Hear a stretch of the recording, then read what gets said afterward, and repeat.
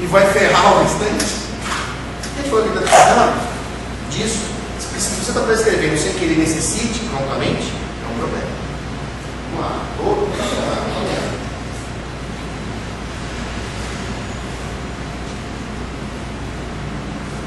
Estou sem aqui um negócio ótimo. Como é que eu prescrevo bem? Quando eu avalio, por exemplo, se não custa dinheiro, hein? Os sinais vitais. Quando eu consigo, por exemplo, saber se esses sinais vitais estão adequados, eu posso prescrever com uma segurança muito maior. Todo paciente deve ser avaliado os sinais vitais, todos, no seu consultório, dentro do padrão de consulta. Todo paciente tem fatores que merecem cuidados obrigatórios, gestantes, idosos, doença cardiovascular, aí tem em cima da doença cardiovascular. Tá? Sinais especiais devem ter esse procedimento avaliado antes do procedimento. Só com esse conhecimento, eu posso, por exemplo, me programar de maneira diferente. Concorda comigo? Como é que eu vou para uma unidade, por exemplo, de clínica, onde eu sou obrigado a ter 10 pacientes por manhã? Isso está errado, tem que ser rediscutido. Porque não é possível fazer esse procedimento de uma forma assim. Aí vem aquelas frases assim, mas então, o mundo é assim, se chover molha e tal. Nós deixamos. A resposta certa é essa. Tá? Ou então a gente fala assim, mas o CRO, gente, o CRO somos nós. Qualquer um pode se candidatar.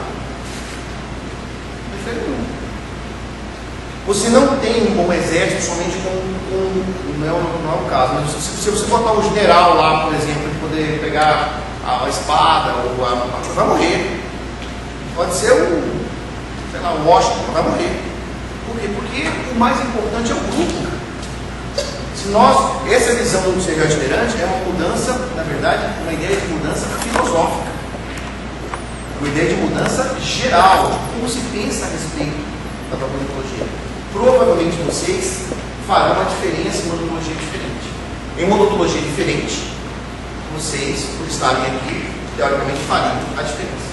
Isso vai repercutir financeiramente, isso vai repercutir diversas coisas. Eu estou me adiantando aqui, tá, gente? Um pouco, estou importante, só assim. A aferição do pulso é algo importantíssimo. Pode ser feito no pulso nada. O melhor pulso é o braquial, certo? Radial. Então, como é que eu faço para poder aferir? Mas, por que eu uso isso? O paciente passou mal. Olha como é fácil. Isso aqui está adequado, pode dar xerique, pode ficar. Tudo bem. Ou então a gente fica assim, meu Deus, calma, José, calma. Gente, como é que ele está calmo se você não está calmo? Entendeu? Olha, fica tranquilo. Como é que eu tinha que falar assim, doutora, como é que eu vou ficar? Se a senhora que pode cuidar de mim está se lascando aí, está desesperado. Então, por exemplo, como é que eu faço o passo? Anteninha do rádio. Se a pessoa espalmar nas mãos, facilmente você consegue checar o pulso. Certo? Frequência respiratória é importante? O paciente com mais. Se ele tiver com uma frequência aceitável, ele não precisa se preocupar. Ele está conseguindo ventilar e a via respiratória é a mais importante. Qual é a importância de saber isso aqui também? O paciente fala para você assim, doutora, eu tenho depressão. Eu tomo um remédio para depressão. Essa paciente tem uma chance muito maior de passar mal outra hora. E a frequência respiratória dela, aliás, você vai ficar nervoso em relação àquele paciente, na verdade ele está tudo bem. Porque com uma medicação que ele faz uso, diminui a frequência respiratória. Então, se me informa isso, eu consigo. Se nós tiver, por exemplo, assim, um pouco mais claro e tal, eu posso esperar isso nesse paciente. Provavelmente vai ser. Podem parar. A pressão. A gente tem uma ideia equivocada. Se o paciente tiver 12 por 8, tá bom. Né? Na verdade, não. A pressão, ela tem assim, alguns pontos que são interessantes. O que é perigoso? O que merece atenção na pressão arterial? A divergência, a convergência ou os picos isolados. Então, por exemplo, assim, uma pressão que se mantém num padrão de 40 miligramas de mercúrio, entre 8 e 12, 40. 10 e 6, 40. 8 e 4, 40. Quando você vai para o centro cirúrgico, vai para os pacientes, fala assim, pode fazer hipotensão induzida. Fica 8 por 4. Está morrendo? Não. Vai terminar o sangramento. Você pede para fazer isso, vai terminar o sangramento. Então, quando tem uma relação de 40 miligramas de mercúrio, teoricamente, a circulação sanguínea está de boa qualidade. Então não é só 12 por 8. Você pega uma vozinha de 80 anos, que ela tem a pressão 12 por 8, mas não vai ter nunca, gente. As arterias dela é tudo gravetinho já. 90 anos, pauzinho. Não distende. Então a pressão dela é aumentada. 15, 16 para ela é padrão A. E aí, você vai intervir? Eu tenho a pré-hipertensão, isso é uma nomenclatura que eu usei na literatura, mas essa pré-hipertensão também é chamada de borderline. Por exemplo, uma pressão 14 por 9, o cara não está hipertenso, mas ele pega a hipertensão, certo? Ele pode fazer picos diferenciados de pressão. Então o paciente fez ele pode ficar só nervoso também. Se aferiu, deu 14 por 9, e aí você espera 10 minutinhos, a febre normalmente baixou, é isso. No estágio 1, é um paciente que vai escolher o hipertenso, vai estar nesse estágio 1. Aquele paciente que não sabe vai estar no estágio 1. Né? Mas eu posso executar qualquer tipo de procedimento tranquilamente, porque a variação que ele vai oferecer, né? Se ele tiver, por exemplo, a história em torno de 16, por 9, por 10, eu preciso recomendar esse cara para o cardiologista. Mas a intervenção dele é permitida. Eu devo usar, por exemplo, a menor quantidade de anestésicos, eu vou decidir isso em conjunto. Mas é um paciente que pode sofrer intervenção. No estágio 2, eu tenho que definir qual intervenção eu devo fazer. Se eu tenho, por exemplo, 6 dentes para arrancar, para fazer a extração, eu não devo levar isso, eu devo levar isso em consideração. Ah, mas aproveita, a gente tem uma visão também, cara, olha, igual o siso, né? Faz os 4 de uma vez, aproveita. Aproveita para quê? Para não comer, é isso? Como assim aproveita? Não, ele faz 4, 6 uma vez na vida, ele faz... Em alguns casos você pode ser faça um lado, você se alimenta, prescreva bem, o seu retorno passa outro lado. Isso é conveniente só para o dentista, porque ele abre do campo uma vez só. O paciente, não vejo assim uma conveniência. E olha que eu vi quando fiz a cirurgia, eu acho que é. Não sei se vale a pena em todos os casos, entendeu? E a gente fica essa identidade muito chula. A gente tem uma explicação baixa. No estágio 3, tinha uma pressão, esse aqui é bom, que eu vi, ó. Uma pressão acima dessa histórica de 17, ou acima de 16, 16,9. ou uma diastólica de 11, é melhor que não se execute o procedimento. Esse paciente é um paciente de PA. Certo? Aqui eu vou recomendar esse paciente de estágio 2 para que ele visite o cardiologista. Eu vou mandar para o avô, ele vai me chamar a atenção, eu vou dizer para ele assim, olha, afira a pressão durante uma semana, no mesmo horário, e verifique se ela se mantém nesse nível. Se se mantiver, o senhor vai me dizer, eu vou encaminhar o senhor para o cardiologista. Olha o seu papel, se você não está fazendo um papel importantíssimo, cara. Deixa eu ser dentista para ser agente de saúde. Quando o dentista não desconfigurando a nossa profissão. No sentido assim, deixa eu ver dente, entendeu como é? E está vendo o cara numa visão de saúde. Quando uma pressão acima desse estágio, por exemplo, eu devo recomendar esse cara para que ele vá ao pronto-socorro.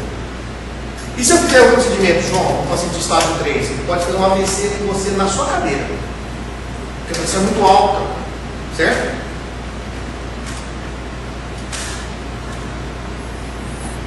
Olha que interessante. Pacientes que têm, por exemplo, transtornos intestinais, no rins e no fígado, geralmente merecem consideração na prescrição. Se o paciente fala para você assim, não, eu tenho um problema renal, é bem tranquilo, tal, merece consideração. Eu tenho uma absorção intestinal pobre, tal, merece consideração, porque tem que te intoxicar com mais facilidade. Né? A dor de estresse também pode diminuir a medicação absorvida. Porque alguém tem enxaqueca aqui, eu conheço alguém que tenha? Então tá, o enxaquecoso ele fala assim, ele toma um catatal de remédio, não é isso? Ele tomou comigo alguma coisa, eu também tenho enxaqueca. Chega um momento, você fala assim, qualquer um que fala para você assim, bebe, levanta o nariz, levanta a perna direita, você faz. Na hora da dor, planta bananeira, dá um beliscão na parede, você faz. Por que normalmente demora para poder passar a dor quando a ingestão é oral? Porque a dor do estresse diminui a absorção. Existe uma estase gástrica. Depois ele passa muito mal. Ele tomou tanta medicação que a hora que o sistema funciona, a absorção é plena daqueles remédios todos. E aí ele passa a vomitar, tem outros transtornos que ele acredita que seja daquela enxaqueca sofrida. E na verdade não é. Então o paciente com tendência à dor e ao estresse deve também merecer consideração em relação a isso. Devo prescrever antes, depois, com ansiolítico, mas merece consideração. Refeições ricas em gorduras e alimentos sólidos retardam a absorção. Você pode informar isso para o seu paciente. Eu estou com dor, tal, Sr. José, olha, estou na tomada da sua medicação, fiz um canal. Isso vai doer 24 horas. Assim, o incômodo maior é nesse período. Vou pedir para o senhor evite, plano de dieta. Então, mas você pode falar que agora isso é muito atualizado. Vou pedir para que o senhor não consuma comida gordurosa, por exemplo, que só vai ter um resultado melhor na medicação. Olha como é chique essa medida terapêutica, por exemplo. O paciente é hipertenso. Você vai tratar ele durante 2 semanas. Faz parte, seja o que for. Certo? Ele é hipertenso. Ele vem no seu consultório e faz esses picos aumentados. Você fala para ele assim, seu José, vou passar para o senhor uma dieta, o senhor vai consumir menos sal durante a semana se estiver tratando comigo. Vai fazer uma dieta hipossódica. Observe como isso tem um bom resultado. Sei que você tem que interferir na medicação e você tem que lidar com outros transtornos. Por exemplo, pressão aumentada, maior sangramento, maior hematoma, maior efeito da dor, risco de infecção. Tá certo? Você corrigir uma dieta hipossódica, o cara vai ter uma condição boa. Quando você combina, por que é errado você ter um monte de remédios? Quando você combina muitos medicamentos, que depende de cada grupo, nós não temos tempo hábil para isso. Eu acredito que um curso de farmacologia, gente, um curso de especialização, 20 horas no mínimo, para todo mundo, na minha opinião particular. Só de farmácia. No mínimo, 20 horas. E eu acho que todos nós devemos fazer um curso de farmacologia específico para poder conhecer melhor, discutir cada ponto desse de uma forma elaborada. Existe uma aula só para pressão arterial. Entendeu? Quais são os fármacos que fazem os dois? Eu não tenho para isso. Mas é o que é adequado. Porque ele chega para você e fala assim, eu tomo um inibidor da ECA. Você fala, lascou. O cara está brincando comigo. O que é ECA? Enzima, ele vai explicar. Enzima cardioversor da angiotensina. Você fala, vixe, mas você sabe que e eu vou ter que tratar dele. Ó, por que é importante todo paciente que tem transtorno de coração, fígado e rim, eu tenho que perceber com cuidado, porque a absorção, a distribuição do fármaco depende do fluxo sanguíneo. E aonde que eu tenho mais circulação? Coração, fígado e rins. Por exemplo, não é incomum, olha como é interessante, não é incomum o paciente fazer procedimentos longos com anestesia local e falar assim, doutor, olha, depois que eu estou tratando com o senhor aqui, fiz a cirurgia, eu estou com muito no fígado, assim, está me doendo bem essa região, assim, sabe? Falar, acho que é isso aí, gastro, um cara que mexe com hepatite, pode ser hepatite, né? Existe também medicamentosa. Mas pode ser simplesmente uma intoxicação por causa da quantidade de medicação que você faz. Pelo seu anestésico, por exemplo, que às vezes tem uma molécula muito mais pesada. Entendeu? Por que isso? Porque o fluxo passa pelo fígado. Alguns fatos merecem acompanhamento médico, a exemplo dos pacientes especiais, né? O hábito de pedir exames, gente, é uma boa ideia. A gente tem que pedir sim. Não é assim, por exemplo, também. João, me fala quais são os exames importantes. Aí você decora. Aí um deles, por exemplo, lá para gravidez. Todo mundo que chega recebe a cartinha. Pô, você manda pro cara, você está grávida? Ah, não, se não precisar, você não faz.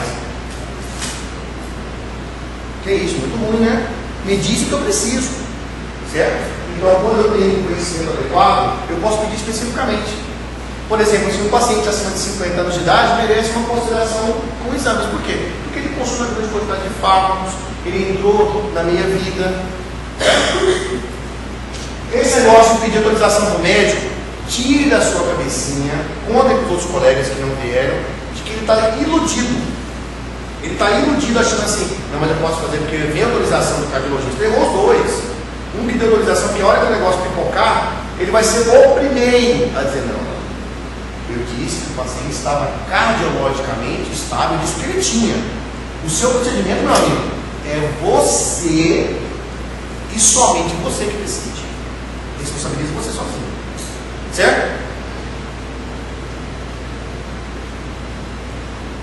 Nós temos que, para poder prescrever bem, saber o que a gente administra, anestésico, o que a gente prescreve, você tem que conhecer.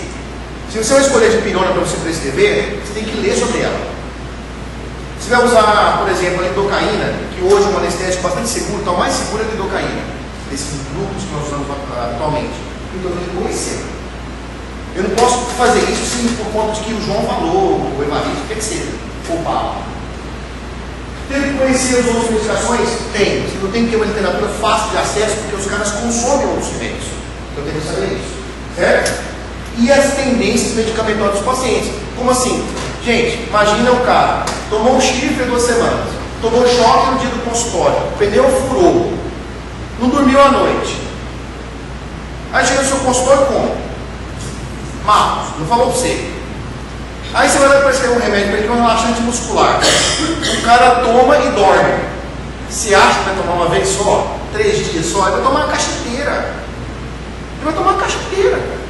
Ele vai dizer, vou guardar um desse remedinho aqui, porque a hora que eu tomar o segundo chifre eu vou tomar de novo. Eu vou tomar de novo, entendeu? Então existe os pacientes hoje têm uma tendência muito grande a esse tipo de coisa. Certo? Vamos levar isso em consideração. Acabando, meus amigos, estou acabando, verdade. Olha, tem analgésicos, esses são, hoje em termos de controle da dor, esses são os grupos mais utilizados em uma ação assim boa. Nós temos analgésicos chamados opioides, temos chamados esteroidais, analgésicos opioides e os agentes externos. Presta atenção, ó. Eu tenho dois grupos bem definidos em relação aos analgésicos. Eu tenho alguns que são de ação periférica. Os de ação periférica trabalham com os mediadores químicos da dor. Por que eu tenho que saber isso, João? Porque demora um pouco mais, o efeito é mensurável. A dipirona, certo? O paracetamol, ele controla. Por exemplo, o paracetamol leva cerca de 1h30 para fazer o efeito. Você passou do cara 750 mg de comprimido. O cara entra depois de meia hora, doutor, eu estou indo, cara, você está aqui, quase falou 700, tomei o remédio que você falou, 750 mg. Pô, mas eu tenho mais ou menos 40 minutos, cara, está fazendo efeito. Eu falei, rapaz, é um negócio complicado. Não, ele demora cerca de 1h30. Entendeu? E aí, vamos prescrever antes? É uma opção, né? Certo? Embora o paracetamol esteja em desuso, tá? O de ação central é tiro certo, né? Tem outros inconvenientes, mas eles atuam não permitindo que o cérebro entenda o efeito dor. Ele fica confuso em relação a esse efeito dor, certo? As ações daqui de todos os analgésicos que você conhece e o que você não conhece só tem 2 sistemas de trabalho. Olha como é simples. Se você ler, por exemplo, a condicionação de uma ação central, como efeito de dor, eu posso classificar de uma forma geral. Dessa forma aqui. Por exemplo, a ação periférica, dipirona, paracetamol, vinirol, todos têm uma ação anti-inflamatória. Verdade. Dipirona também, sim. É paupérrima, mas tem. Certo? Não provocam dependência. Doutor, antes eu tomava 20 gotas de dipirona, passava agora. Só 40. Gente, porque aquela dor passa com 40, entendeu? Eles não provocam dependência. Vocês estão falando de tolerância. A dependência é assim. Nossa, agora eu tenho que tomar, eu tenho que tomar a dipirona direto. Eu tenho que tomar, por outro fator. Eu acabei viciando a dipirona. Então isso não acontece. Por quê? Porque eles não provocam dependência. Todos desse grupo. Todos não provocam tolerância. O que é isso? Eu tenho que aumentar a dose para ajustar. Não. Você prescreveu 40 coisas por ano, não serviu, é outro remédio. Todos são antitérmicos, todos controlam a temperatura, né? E são usados de origem somática, de origem somática. Por exemplo, você vai tomar paracetamol para dor de cólica menstrual, vai ter um efeito pobre. Não vai resolver. Certo? Ligação central, todos provocam dependência. Então, quando eu vou prescrever esses caras são bastante bons. Tramal, proteína, morfina, mas eu preciso atirar certo. Tem que ser uma dose pontual e específica. Eu prescrevo normalmente, o cara não está passando a dor, eu vou entrar com ele com Tilex, que é paracetamol mais proteína. Quando eu vou tomar no dor menor, não é possível, na sua cabeça já faz. Eu vou tomar só no momento da transformador maior. Vou tomar nas segundas 24, 48 horas. Só, José. É isso. 24, 48 horas e ponto. E se é mais comprimido, é isso, eu vou tomar 48. Se não melhor, você vai ter que procurar. Tem tolerância? Sim. Pacientes, por exemplo, com tratamento de câncer, esse é um grande problema. O cara toma morfina, tem que ficar ajustando a dose. Certo? Alto potencial antiálgico. O que é importante conhecer e saber trabalhar? Porque eles resolvem de fato. Certo? Você tomou, por exemplo, assim, a codeína 50, 60 miligramas, cara, com dor de cabeça, pode ser dor, qualquer uma, vai passar. Vai passar, só você tem que pegar a veia. Mas resolve bem. Tomou uma metadona, que é nossa senhora. Certo? Dor de a gente faz uso de droga, tem aquelas dores brutais, tem uma metadona, isso não resolve. Os analgésicos hoje, de níveis altíssimos, tá? Os sistemas fisiológicos são alterados. Por exemplo, o uso de substâncias morfinomiméticas altera a constipação. A pessoa toma e não evacua. Fala, mas tem nada a ver, né? Não tem a ver, sim. Você passou por eles o Tilex, que estava durante uma semana, e falou, doutor, assim, não sei se tem alguma coisa boa, mas eu não estou indo no banheiro. É normal, isso aí, realmente é questão. Porque diminui, deixa mais lento. Alguns pacientes falam assim, está fazendo tratamento. O paciente fala assim, estou tratando só de gripe, estou com uma virose, estou tomando um remedinho para quê? Tem que saber qual é o remédio? Tem, por quê? Porque boa parte deles são antitussígenos, aliás, um dos melhores, tá? Então, por exemplo, assim, Tilex tira a tosse. Por incrível que pareça, mas é verdade. Certo? O salactina, codeína, como vocês, na verdade, eles têm um sistema de percepção, né? O salicílato, vocês está voltando para a gente, o AES está voltando. Para criança, por exemplo, praticamente uma recomendação, porque é fácil de administrar. Você tem que esconder o remédio depois, né? Que vai ficar chupando a balinha. Mas olha, solução menos, tá? Os alimentos recheados, retardam a suação, porque tem uma ação gástrica. Então não dá para dar um Tilex, por exemplo, o AES, mesmo para adulto, que também é uma boa medicação, tá? Olha, ele está funcionando com cheiro, tem que orientar esse cara. Né? Distribui por todos os tecidos, inclusive leite materno. Certo? Então algumas medicações são feitas e o paciente, a criança, sofre a ação desse fármaco também. Né? Aliviam dores moderadas, não aliviam dores viscerais, como essas dores. Né? E o paciente com uso muito prolongado tem incômodos gástricos, que são aqueles mais comuns. Tá certo? O acetaminofén, que é o paracetamol, ele é praticamente utilizado hoje para febre, né? O negócio da dengue, ele veio à tona, né? Ficou famoso porque ele não tem uma alteração inflamatória nem plaquetária. Por isso que ele foi utilizado. Mas existe uma tendência na odontologia de que ele deixe de ser utilizado. Tá? Até porque boa parte das nossas dores tem um potencial inflamatório razoável. E ele é paupérrimo em relação a isso. Paupérrimo. Tá? É claro que se o paciente tiver uma quantidade hepática, ele deve ser contraindicado. Eu tenho uma hepatite, eu tive e tal. Também está fora. Os anti-inflamatórios possuem efeito de ação plaquetária, né? Só que temporários. Por exemplo, assim, o ibuprofeno, ele tem se tiver, por exemplo, o risco de sangramento, eu preciso de um anti-inflamatório, por exemplo, eu posso usar o ibuprofeno. Por quê? Porque todos os alíns têm uma reação temporária. Se o cara tiver um sangramento, por exemplo, por causa do uso do fármaco, a pessoa dizer, senhor, fica tranquilo, assim, no máximo 24 horas. Fica aquela assim, nossa, o que aconteceu? Isso que eu peguei um vaso importante. Não, é do fármaco. Entendeu? É por causa disso. Ele está fazendo uso desse remédio, por isso que aumentou. Porque ele é uma como você fala, isso acontecia isso hoje bastante, porque se virou comum em protocolo falar assim, passa corticoide, passa anti-inflamatório antes de fazer a cirurgia. Dá-se isso com especialização. É mais prático, não posso fazer isso também, né? Mas é errado. Porque precisa entender isso. Não pode seguir só um protocolo, você precisa entender esse processo. Então, saiba, por exemplo, o paciente fazendo uso de AINES pode sangrar um pouco mais. Certo? Todos têm ação gástrica, todos. A gente pensa assim, não, mas você vai tomar o anti-inflamatório. Perdão. Cara, eu não uso, eu, João, não gosto de protocolo. Tá? Assim, eu gosto de protocolo assim, por exemplo, no nosso de hoje. Urgência e emergências. Mas em relação à prescrição, eu não acho que pode assim, tem que dar corticóide ou midazolam para todo mundo é muita gente. Isso é relativo. Cada caso é um caso. Exatamente. Cada caso é um caso. E não é esse fator que é o fator principal, não.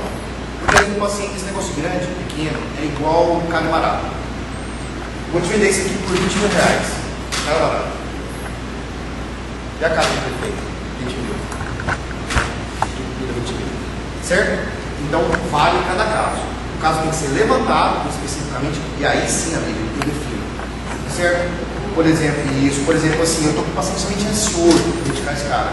Eu estou com o paciente, por exemplo, que ele é hipertenso, midazolam, eu sei que ele faz uma hipotenção, então eu vou utilizar. Entendeu como é? Mas não assim, corticóide todo mundo fazer enxerto. Quer ver um exemplo do por ser mulheres? Isso é fato, tá? É fato. Não é assim, talvez. Uma mulher, os órgãos genitais internos, faz uma vaginite. É comum, pode ser limpinha, ela faz. Né? Então sempre tem fungos ali no próximo da região dos grandes lábios.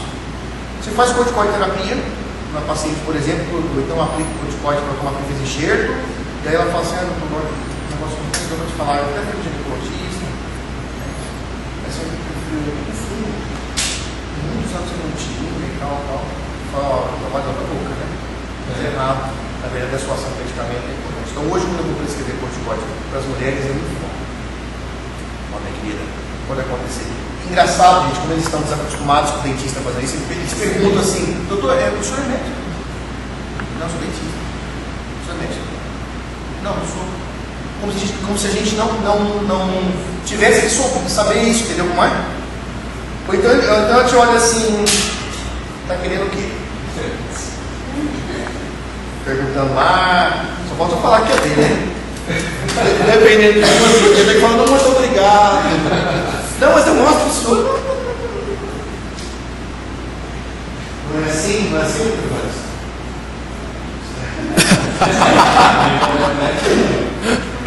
Me deixa galinha, né? Só com ovo. Então tá. Ó, os oxílios. A gente está acabando, tá? Os oxílios que foram largamente utilizados até a metade da última década, né? O Vioxx, por exemplo, ele foi tão rápido, gente, a sua valorização, que ele veio dos Estados Unidos e não conseguiu nem mudar o nome. Era o Vioxx. Então, usava para dor de articulação, dor de dente, dor uterina, era bom toda a vida. Para que transformar um pouco do coração, foi retirado do mercado. Então, o controle da COX-2 é bom. Hoje, interessado só no celecoxib, que é o Celebra, tá certo? É bastante bom, tem uma ação muito boa, como anti-inflamatório top de linha. Por exemplo, transtorno de articulação temporomandibular. É bom toda a vida. Mas eu queria saber o quê? O senhor tem algum cardiovascular? Ah, eu tenho, então minha família tem e tal, a medicação deve ser sugerida. Os AINs é melhor que não todos, melhor que não se use em mulheres grávidas. Existem vários fatores, certo? Que oferecem uma contraindicação, tá certo? Então, por exemplo, assim, neodiclofenac é melhor que você não faça, certo? Você não use esse recurso dos AINs em mulheres gestantes, certo? O ibuprofeno e o cetrolac, que é o Toragesic, estão na moda. Por quê? O ibuprofeno é um anti-inflamatório, né? O nome mais comum era o Modrin. Então, em 200 e 400 miligramas, ele tem uma boa ação analgésica. Acima de 600 miligramas, ele tem uma ação anti-inflamatória razoável. Uma baixa incidência gástrica, né? Uma baixa atividade gástrica, ele está sendo muito escolhido. E para febre em criança agora com sabor. Exemplo das meus colegas, alívio. Tá certo? O celular é bom para dor, principalmente. É um anti-inflamatório também, é o Toragesic. Só que ele tem uma ação gástrica importante e é uma medicação que não deve ser estendida. Eu, particularmente, uso durante, assim, 3 dias. Se o cara tiver dor, então dou logo no pós-operatório. Resolve muito bem, mas tem que ter um uso pontual. Eles são sendo usados no dia hoje com uma facilidade maior. Certo? Mas deve ter esse cuidado. Acabando. Nós temos agonistas de opioides, que é o tramal, a codeína, né? Aí tem opioides agudas. O resultado é que eu passo para vocês, né? São usados também como antidepressivos. O que é importante saber isso aqui? A gente fala assim, mas eu não estou passando tramal, né? Eu sou radiologista. Tá bom? Então você imagine isso. Então, no seu caso, como é isso? Se você deve fazer uma instalação dele, por exemplo, fazer um uso uma anestesia qualquer, eu sei que no antioxígeno pode ter já essa medicação. Ou então eu quero prescrever, eu gostei do nome, né? Tramal, codeína, bonito, vou passar a prescrever. O paciente fala assim, eu estou tomando agora um xarope para tosse, se você passar, você pode compor medicação, não é isso? Todos eles provocam hipotensão. Então é comum o paciente tomar um remédio, doutora, eu tomando aquele remédio que não passou, assim, tá tudo bem, eu não tenho dor, mas eu não sei, estou me sentindo assim um pouco nauseado, você está baixa, será que é a que você está fazendo? Não, é da medicação que você está prescrevendo. Então quando o paciente se queixa, a primeira coisa que você faz é suspender o fato, certo? Também morfina é melhor no quadro respiratório. Então pacientes, por exemplo, com transtornos pulmonares, tomam um remédio, aí ele fala assim, não, eu estou fazendo uso de morfina, você fala que você está com dor aonde? Não, não. Respiratória, essa morfina. Certo? Então, às vezes, o paciente. Olha como é interessante. Claro que um quadro pulmonar é importante que você saiba, porque alguns deles podem estar fazendo uso desse grupo de fala. São usados para reduzir a ansiedade. Você já sabe disso também, né? Alguns fármacos desses diminuem a ansiedade. aumenta o risco de pressão respiratória e a codeína é a mais utilizada. O nome comercial mais comum da codeína em uso é o Tilex, que é o paracetamol mais a codeína. Se ansiedade tem que ser clássico. Usa só para isso. Não, como é que diminui a ação do sistema nervoso? Só para isso, no caso, para ser clássico. Tem pessoas, por exemplo, já que o cara prescreve, ele está fazendo uso. Eu já no seu consultório, mas assim, eu como tal coisa de morfina. Se você não recebe essa informação, você pensa assim, o cara cansa, será? Esse drogado, vai fazer uma corda, o cara está fazendo uso porque ele tem uma pessoa respiratória, o cara vai perceber durante. Aí depende do imunologista, né? Uns poucos dias. Gente, isso aqui eu acho interessante colocar, está acabando de fato, tá? Pera aí. Porque a gente tem uma mania danada de usar anestésico tópico, né? A gente gosta, né, gente? Vai gostar, né? Hoje em dia tem spray, eu não uso mais o pozinho, tem o spray, que é utilizado no tal, o pozinho não, a pastinha. Preciso de bastante uso, viu, em relação ao uso desse negócio. Um dos maiores problemas, e eu já atendi um paciente assim, são infecções do sistema muscular. Sabe? Por exemplo, você tem um consultório, você pega limpinho, né? Vai lá e tá, mas o fato está aberto no mercado, no meio, a tampa fica aberta, a umidade. A sua secretária, por exemplo, pode colocar no lugar onde aquele armazenamento está sendo adequado. Quando você coloca no local, diminui o agulha e vai com a agulha, você leva no plano muscular. O paciente, por exemplo, faz um procedimento simples, né? Um procedimento simples, qualquer, e faz um edema de lábio, por exemplo, assim, substancial, que a gente assim. Falando, não tem nada, seu colega te liga, você está falando daquela questão, mas a gente recebe essa ligação. Ô João, quando eu preciso de cerveja, eu não entendi. Eu fiz uma raspagem intragengival, usei menos do dedo, olha o tamanho do edema labial que esse cara está fazendo. Aquele edema bruto, sabe? Aí você prescreve uma infecção. O cara fica, onde que veio isso aqui? Eu uso do timbinho, do estéreo, entendeu? Ó, compadre. Você pergunta se eu usou. Não, uso, todo mundo. Direto. Então essa discussão, por exemplo, do excesso é bastante interessante, certo? Ele serve para diminuir a questão do contato. Então é usado para você funcionar a veia, a gente usa para redução muscular, né? Todos eles agora, independente dessa questão de infectabilidade, podem provocar irritação em reação de sensibilidade cardíaca. O paciente, por exemplo, assim, faz uso do anestésico tópico, tratando durante um período, depois ele fala assim, fica muito bonito isso aqui. Aí você olha o dente, por exemplo, não tem assim, exposição de área nenhuma que justifica a dor, sabe? Mas você fica assim, mas, nossa, não consigo tocar isso. Como assim, é uma dor assim, ó. Geralmente é o que a gente coloca, né? Mas, pô, ele fala, mas é uma dor assim, não sei o quê. Aí o cara abre, faz canal, às vezes, entendeu? Por quê? Porque essa irritação pode aumentar a hipersensibilidade da erupção cutânea, polido, que é a coceira, né? E o evento, o paciente volta, por exemplo, e está com aquele aumento volumétrico. A gente passa antibiótico, né? Achando que é infeccioso e tal, que não vai resolver bem. Como a gente prescreve um rol de medicação tipo antibiótico, anti-inflamatório e analgésico, algo vai funcionar, né? O edema pode melhorar. Ó, muito cuidado com antibiótico, tem uma mudança importante agora. A legislação pediu para que seja feita em 2 vias, porque vocês já sabem disso sobre ele. Muita precisão errada. O antibiótico não deve ser prescrito assim como, estou passando para prevenir, que eu fiz uma extração e tal. Não é preciso. O hospedeiro se defende. O hospedeiro se vira. A gente pega a infecção todo, já peguei.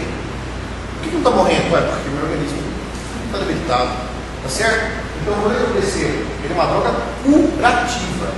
O ideal de prescrever antibiótico é quando você está diante de uma infecção ou do potencial. Mas vou fazer uma extração. Não. O paciente diabético, é idoso, no potencial. Tem uma área já com recurso, recurso terapêutico. Certo? Então, é uma droga curativa. Você pode, inclusive, fazer a extração, marcar o cara de 2 horas no seu consultório. Se ele não tem, eu faço isso de rotina, tá? Faço isso de rotina.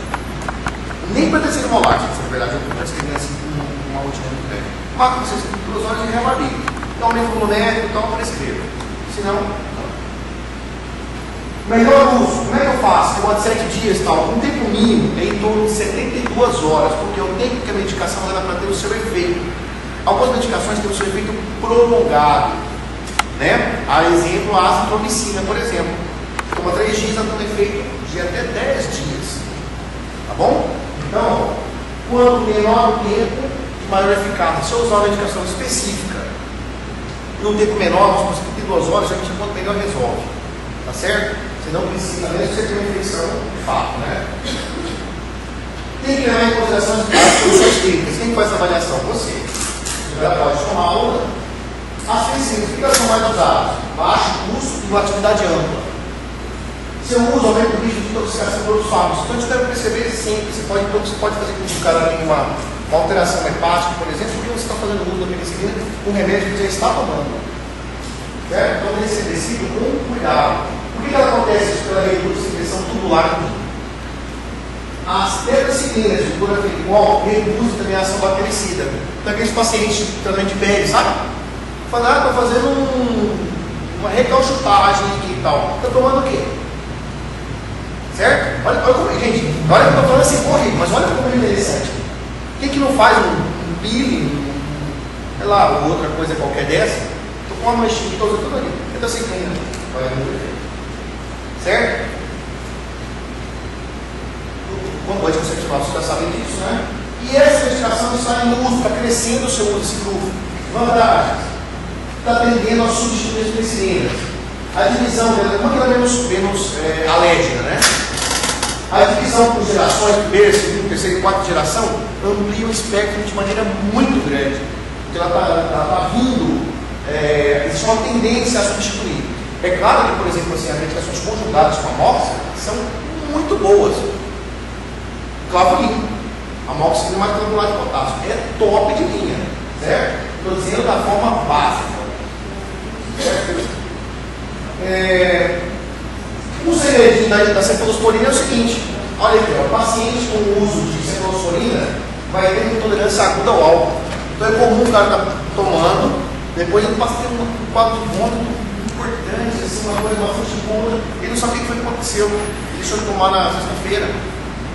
Foi no sábado, numa festa qualquer aí, na casa do amigo, e ele falou: doutor, cara, o estômago está muito ruim. Então, o paciente com essa medicação, 72 horas após o uso, faz a tolerância ao álcool, certo? Então, nesse caso, é uma recomendação do paciente não fazer. Meus amigos, muito obrigado por estarem aqui, tá? Se eu terminei esse desafio, foi quase em cima, né? Então, eu estou à disposição. Tá? Eu acho o conteúdo de farmacologia muito importante. Eu lido com esse conteúdo já há alguns anos. Comecei a estudar porque eu tinha enxaqueca. Um dia, vocês sabem disso aqui, Marisa, eu morava na República lá e fazia medicação na minha veia, né? E muscular. Um dia eu dava aula naquele colégio de frente ao Nick lá, praticamente no Romão. E morava lá, pichando, boca e tal, de pau. E os caras tinham saído, cara, tinha que ficar mais tempo, porque tinha que rodar provas, o tempo que eu tinha só dentro das férias. Então eu vendia 10 dias, eu sou de Goiânia, né? Tinha que ir pra lá. Vendia 10 dias, fazia as provas do semestre inteiro, tinha primeira e segunda chamada, ficava pronto. E aí eu ia pra casa. Nesse período eu tinha um quadro de enxaqueca brutal, não gostava de tomar. Aí eu fiz assim, eu fui sair de casa, não conseguia andar, nem ligar pra ninguém, porque tem visão curva, né? Então, aí funcionei minha veia e fiz 5 ml. E fiz o Profenid na coxa, que é uma via boa de uso. Cara, não sei se eu desmaiei, eu não sei o que aconteceu. Eu sei que eu acordei de manhã com a veia funcionada, a porta da casa aberta, né? E a oxigênio ter feito um negócio aqui. Cara, até minha mãe, se ela entrasse na porta da minha casa, eu não ia me explicar para ela. Pensa bem, chegou lá, meu filho, eu falo, mãe, eu estava usando os aparelhos. Porque como é que você explica isso? Que a gente poder funcionar? Quando eu tive isso, eu ia muito nos meus, então o cara falou assim: nós tomamos isso aqui e tal, vamos lá para você. E eu vi que isso não melhorava. Eu falei: gente, não é possível que eu passe a minha vida inteira nessa situação. E fui abrir. Especificamente para estudar isso. Quando eu fui assim, você vai tomando gosto, né? Aí eu fui lendo e falei: gente, como é que a gente dentista não sabe isso?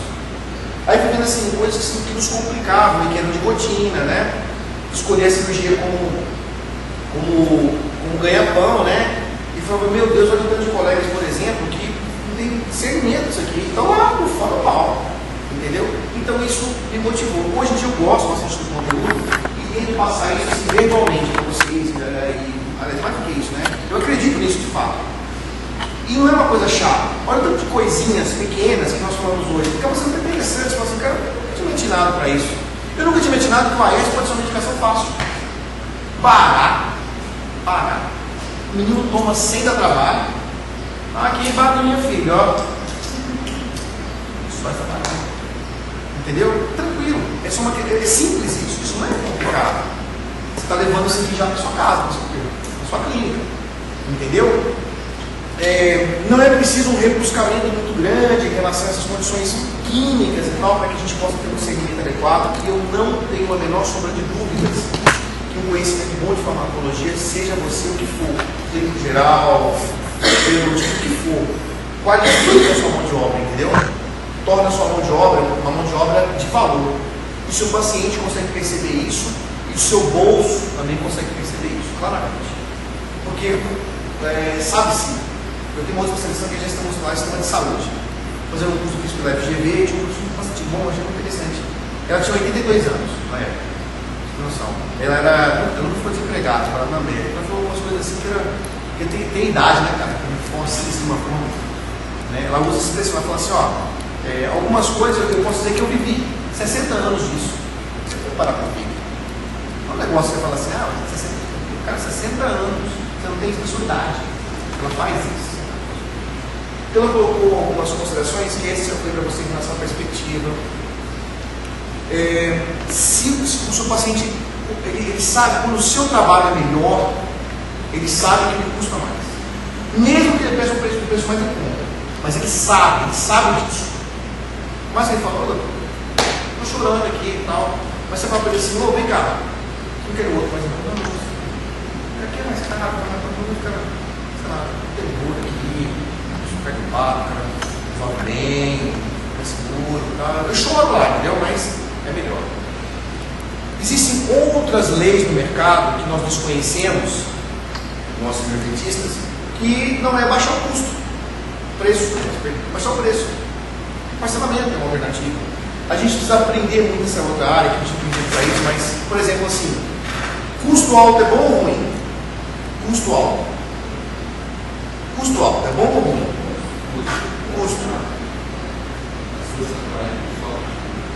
Custo alto é bom. Você tem, na formação do seu recebimento, você tem receita, que quando você recebe, né? Custo é tudo aquilo que vira dinheiro, vira receita. No meu caso, fio de sutura. Quanto mais fio de sutura eu uso, mais eu recebo, não é? Então, custo alto é bom. Não é isso? Então, ó, receita recebida. Custo alto é bom. O que eu tenho que baixar? Despesa. O que é despesa? A luz. O seu consultório. Estamos vendo dinheiro, né? Assim, mas você trabalha escuro. Como é que você vai usar o ultrassom? Sem dúvida. Não é? Então a luz é despesa. Despesa tem que ser baixa, nunca pode ser zero. Porque senão você compromete seu trabalho. Despesa a gente não vende para isso, eu estou complementando, você tem um outro conteúdo desse sentido para você. Então a despesa baixa é bom. E perda zero. Perda é o seu tubete que caiu. Perda é o fio de má qualidade que você comprou. Você tem que usar 3 porque ele arrebentou 2. Entendeu como que é? Essa é só uma rança ideia do ar-condicionado. A sua figura, ela é muito importante para o seu paciente.